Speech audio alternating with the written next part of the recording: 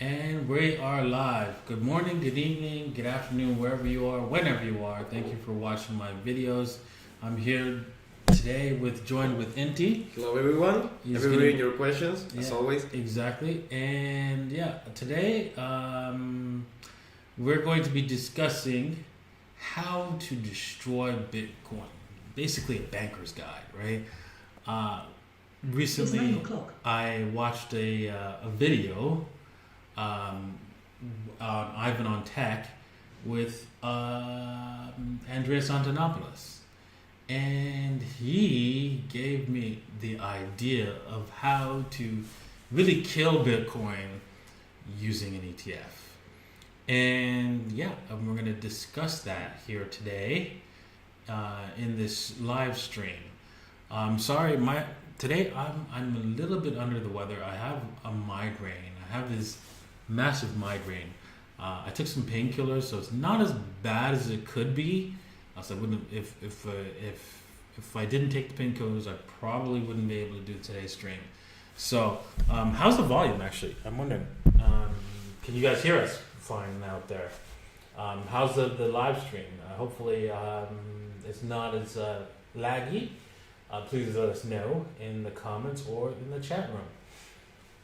Now, so I don't know why I get these. I'm getting migraines more and more often than normal. First, I actually go partially blind, can't see anything in front of me, and then start with headaches. So if anybody knows what that is, how come I'm getting that, that would help me a lot. Maybe not eat a particular type of food or something like that. I don't know what it is. But anyways. Let's go down to the topic of today. So let me play a clip from the video that got me thinking about how to destroy Bitcoin. See if you guys can figure it out before I discuss it at the end of this video clip. Okay, so here it is. Ivan on Tech. Definitely subscribe to his channel. And here. But whether we're going to have an ETF, I don't know. I think an ETF, and I've said this before, I think an ETF is a bad idea.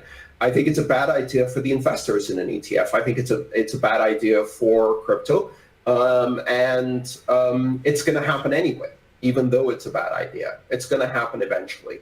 And if it doesn't happen in the US, it's going to happen outside the US, and investors from around the world are going to use that. The US is going to miss out. The reason I think it's a bad idea is because owning and controlling Bitcoin with your own keys gives you a whole set of capabilities and, if you like, privileges or rights of ownership.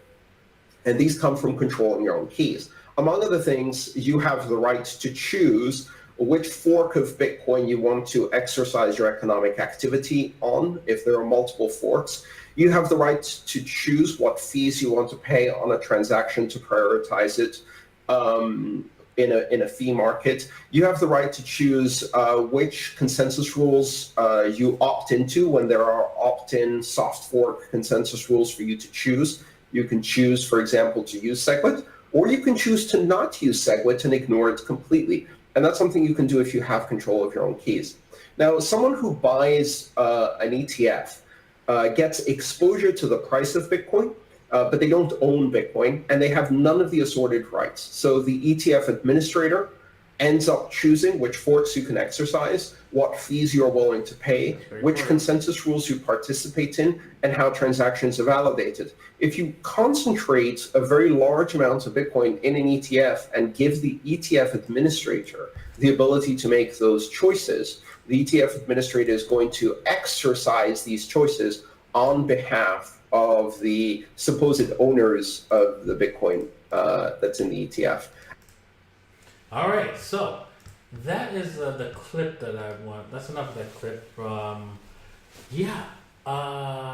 There you go. Can you see the hole in Bitcoin when it comes to an ETF? Yes, that's right. Most people are here in this space just to get exposure to the price increase. And so purchasing an ETF if they decide to actually have Bitcoins in the ETF, which they're going to have a certain percentage at least, I think that they should really get all the Bitcoins that they can possibly get into the ETF, and maybe even more, because they can just write up a rule saying, hey, you know what, we're going to follow the real Bitcoin consensus protocol. And any kind of fork, we'll just sell it off and purchase the real Bitcoin. We'll just dump it. That'll be the rule, basically, of this ETF. If somebody tries to fork this ETF, this Bitcoin, fork Bitcoins, we're gonna use our keys and sell off those coins into the market and purchase more Bitcoin for our holders. And this way, wow, they can now say also in this perspective that also legally binding fork will also be considered. So it will be the direction that they'll be going. So now the government can say, hey, this is the direction that Bitcoin, this is the real Bitcoin, and not the Bitcoin that everybody really wants. And so this will basically allow them to fork off Bitcoin and dump the price of Bitcoin, the real Bitcoin, which is the one that people want, because the majority of the investors will be probably in an ETF. And that way, wow, that will definitely hurt the Bitcoin price massively and set us back, like way back, because that will just crush the real Bitcoin price. The one that obviously the public agrees that is the right Bitcoin, not the government Bitcoin. It's kind of sad. That's just the way it is, right? Hopefully, you know what I want to build, right? I want to get around to building, and is a decentralized method of holding Bitcoin, so that, because you know what, grandma, grandpa, Peter Schiff, they're not going to hold real Bitcoins because they're going to use it. They're going to not be able to handle their own keys and so forth, and that's just the way it is. And so we need to develop better systems to allow them to hold their Bitcoins, their own Bitcoins, be able to exercise their rights on forks without having to worry about losing their keys. And I see how I can build a system like that, and I plan to build that into Pandora's wallet in the future. So, with that said, let's move on to questions and answers for the day. And that was quick. Yeah, this was a quick little point, and that's all we're going to discuss and head over to questions and answers. Okay, we have only a few questions for now. Alex Martinez Jensen asked, will AKKT/banks be able to manipulate price down of Bitcoin with their derivatives like they have done with silver and gold? I think this is a really common question that people ask here. The quick answer is yes, obviously, because you can always purchase some of the Bitcoin, right, so that your liability is not infinite, and then sell it down. Of course, as a banker, right, keep in mind that there's no chance of you going bankrupt for shorting Bitcoin, because the Fed will bail you out, the Federal Reserve will bail you out, central banks will bail you out. So there's no risk for you, right, to make it short Bitcoin. So consider that. And yeah, I mean, people like, for example, Andreas Antonopoulos said that that's a trap, but it's not really, because for banks, it's already well known in the industry, right? Because Alan Greenspan once said that the Federal Reserve stands ready to print money without limit. Without limit. And that is not, that repeat is what he actually said. Okay, so keep that in mind.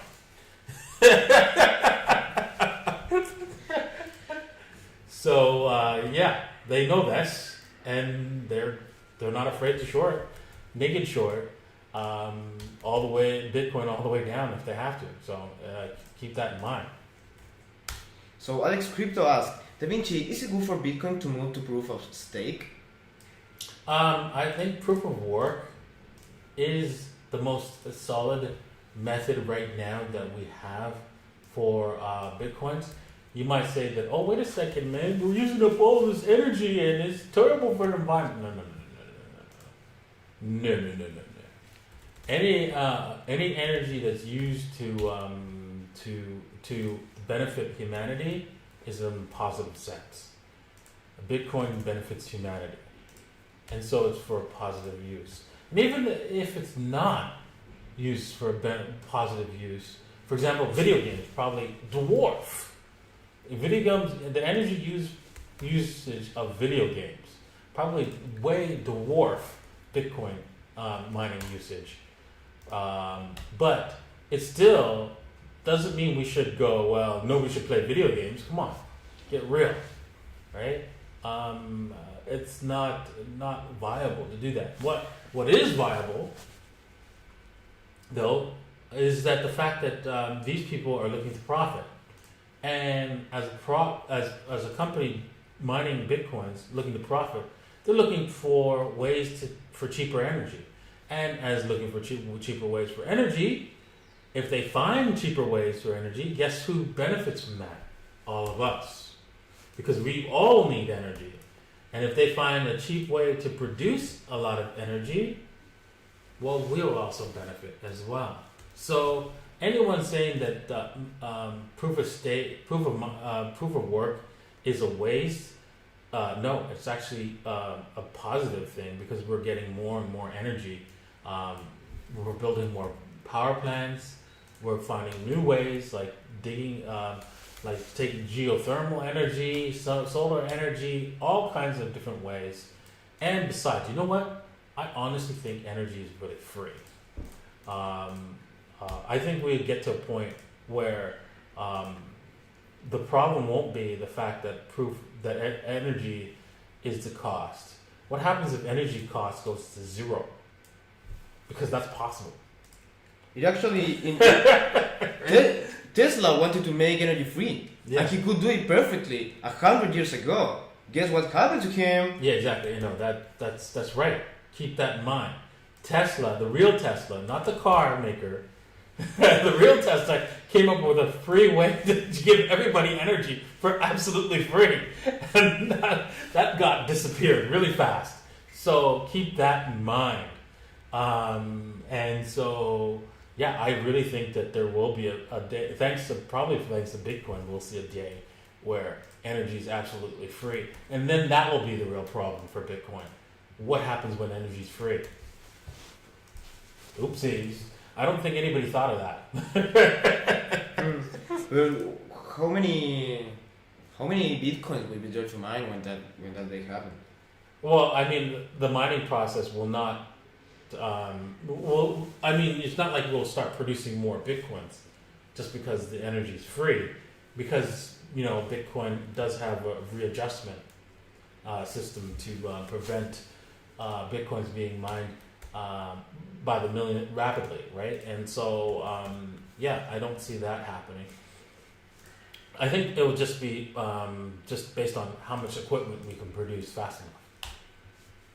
Right, to mine the Bitcoins. All right, moving on. Okay, so C-Matt had a really good question and asked, do you think that ETF and the futures market will make the influence of the biggest miners stronger on the Bitcoin price thanks to the physical stock that can help them to hedge? Do I think, what? Sorry, what was that? Yeah, that was a long question. That's a long question. Do you think that ETFs and the future markets will make the influence of the biggest miners stronger on the Bitcoin price thanks to the physical stocks that can help them to hedge? I think Bitcoin miners can they don't have to use ETFs to hedge. They can use the current CME futures because they actually have Bitcoins to hedge. So basically what they can do, and what all futures markets was designed to do, I'm saying that futures markets shouldn't exist because they do exist. They should exist. They've existed for a very long time. And what they do is they allow producers of real goods to sell forward their future production, because they want consistent income, and they want to know how much money they're going to earn for next year so that they can plan. Businesses need some sort of stability, and futures markets provide that, because then now they can go, okay, well, I can sell these bitcoins forward at this price, maybe it's a higher price, at $10,000, $7,000, whatever it might be, and they know that they're going to be able to get this much money for those bitcoins, and so they can plan their business strategies a lot better, and they know that they're guaranteed that income. So yeah, that's where futures markets come in. It helps farmers who want to hedge their crops. It helps miners as well that want to hedge and have a solid price for their production of real goods to sell into the market. And but we use that also, of course, right? The only way that's possible is that with speculation, is that you need to take the other side of the bet. So somebody has to take that other side of the bet, and so that's where futures markets comes in, because somebody wants to take the gamble that, hey, those guys, that particular commodity will go up by the time they produce the commodity. And so yeah, futures markets are good. I don't see it being the ETF helping out in that respect as for the answer for that question. All right. Next question. Okay, this is about the price of Bitcoin. Mr. Bank forecloses. You're our enemy.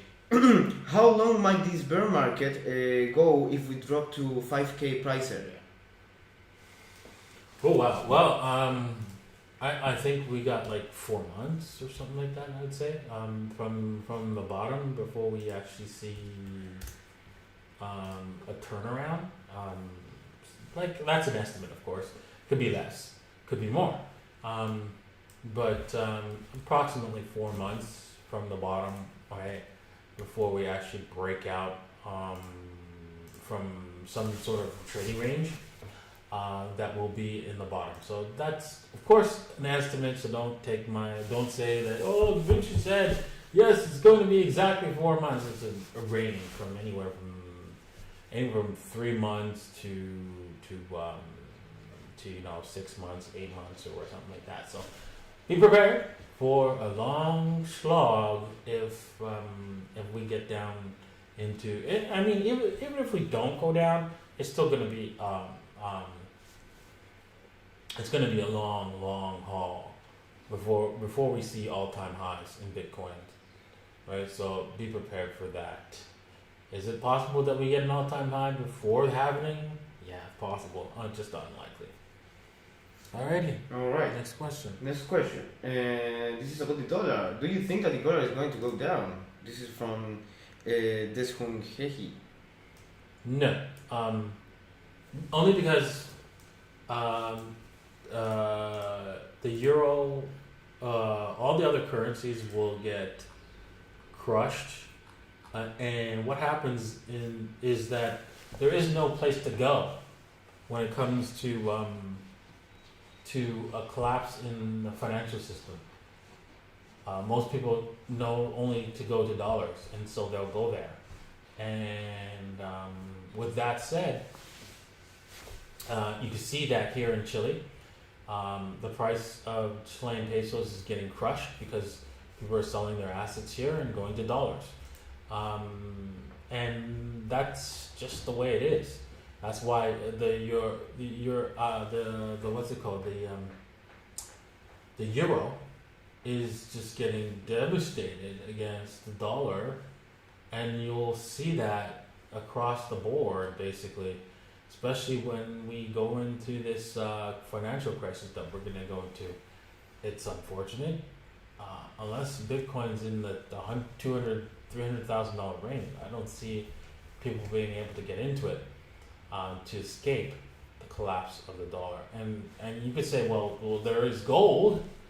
Yeah, but you know what? All the gateways are like a small pipe, right, to get into gold. So it's the same problem when it comes to gold as well. So you can pretty much just only be betting on what most people will do is just bet on the derivatives, right, in order to get exposure instead of actually having the actual gold. And this will also reduce the price. So the bottom line, the dollar will go up and before it actually collapses. Crazy, isn't it? Truly is. What about diversifying even more your portfolio? That is something that normal people can do, or only investors? Diversify your portfolio. Yes, you can diversify your portfolio. I just prefer not to diversify into stocks because our whole financial system is very, very, very corrupt. I mean, if you watch the whole video of the Ivan on Tech with Andreas Antonopoulos, he mentions how, wait a second, you know what, in order to get a license for the ETF, you need to be as corrupt, right, as everybody else. And so that shows you, right, he just talks about how this whole thing is a corrupt system. And so, yeah, right now you can make money off of stocks, no doubt about it. But eventually, that corruption is going to roll in. The realization of the corruption is going to roll into stocks, and you're going to get hurt. You're going to get destroyed. And I really think so. If you're holding stocks, I can see either because the government can just press a button and take all your stocks. I don't see them doing that. I see them just going to give you cash, of course, but you know.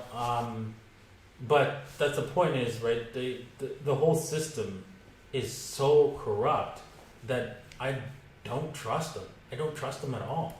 And I'd rather have things that I can hold in my hand, hold myself, that they can't go, okay, well, you know what, we're going to write a law and say, okay, sorry, that's all ours. So rather not have that because I just see them doing that. All right. All right. One more question and then one more question. You want it on topic or off topic? Let's on topic. We're gonna close this. Let's on topic. Okay. Lesson G again ask. Bitcoin reach 150 USD price per coin before the halving this year, and then decline to reach 45 each. Do you think a similar scenario could happen to Bitcoin after the next halving? Do I think Bitcoin will go down to what, 45? Not 44 bucks, but before halving going up and then decline like hard. Oh, do I think that Bitcoin will go down after the halving? Oh, yeah, for sure. Because the new people in this market are looking at the halving and probably thinking, oh yeah, well that makes sense. The price should go up because there's going to be less, and so I'm going to buy the rumor, right, of things going up, and yeah, it doesn't do that right away. so yeah, those people have to get punished, right, because they're buying ahead of a well-known fact. All right, so yeah, okay, I guess that's it for today. I will be doing a video with Crypto, and yeah, I'll see you guys on Monday. Bye. See you when I see you guys.